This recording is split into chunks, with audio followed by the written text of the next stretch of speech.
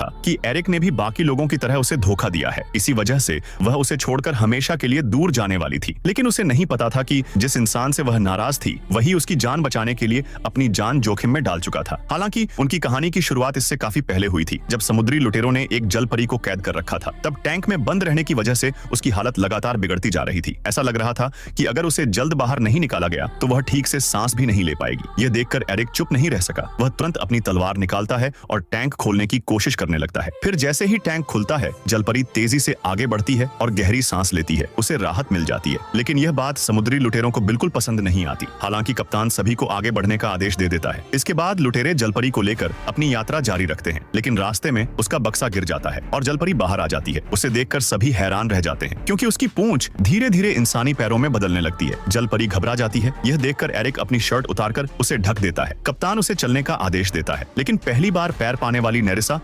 चुका था कि एरिक ने भी बाकी लोगों की तरह वाली नेरिसा से चलने का आदेश देता है। लेकिन पहली बार पैर पाने वाली नेरिसा बार बार गिर जाती है। तब एरिक उसे सहारा देता है और पूरे रास्ते अपनी बाहों में उठाकर ले जाता है। जब सभी आराम करने के लिए रुकते हैं तो नेरिसा उसे बताती है कि पिछली रात आग से उसी ने उसकी जान बचाई थी। लेकिन एरिक को लगा था कि कोई उस पर हमला कर रहा है। इसी गलतफहमी में उसने उसकी पूंछ घायल कर दी थी और उसी वजह से वह पकड़ी गई। सच्चाई जानकर एरिक को बहुत पछतावा होता है। इसी दौरान वह उसका नाम जानता है, नेरिसा। रात होते होते पूरा दल यौवन के झरने के पास पहुंच जाता है, लेकिन वहां का दृश्य बेहद डरावना था। चारों तरफ कई मृत जलपरियों के अवशेष पड़े हुए थे। पता चलता है कि यौवन के झरने को सक्रिय करने के लिए जलपरी के आंसू की जरूरत होती है। अब कप्तान भी नेरिसा से आंसू निकलवाना चाहता था, लेकिन वह साफ मना कर देती है। तब कप्तान एरिक की जान को दांव पर लगा देता है। फिर भी नेरिसा नहीं टूटती। कुछ ही देर बाद एरिक घायल होकर बेहोश हो जाता है। नेरिसा यह देखकर बेहद दुखी हो जाती है, लेकिन उसकी आंखों से आंसू नहीं निकलते। कुछ समय बाद एरिक की आंख खुलती है। वह बिना समय गंवाए नेरिसा को आजाद कराने पहुंचता है। जब नेरिसा उसे जीवित देखती है तो आखिरकार उसकी समय बाद एरिक की आंख खुलती है। वह बिना समय गंवाए नेरिसा को आजाद कराने पहुंचता है। जब नेरिसा उसे जीवित देखती है तो आखिरकार उसकी आंखों से एक आंसू निकल आता है। लेकिन उसी क्षण कप्तान और उसके आदमी वहां पहुंच जाते हैं। वे दोनों को अलग कर देते हैं और उस आंसू को एक शीशी में कैद कर लेते हैं। तभी सच्चाई सामने आती है। दरअसल यह सब कप्तान की पहले से बनाई हुई चाल थी। एरिक ने नेरिसा को समझाने की कोशिश की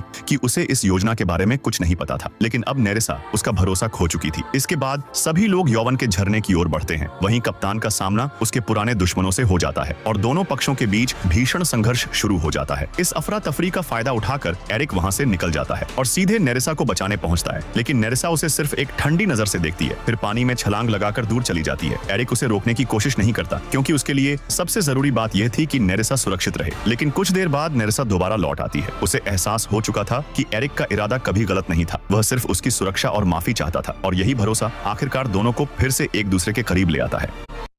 आंसू नहीं निकलते। कुछ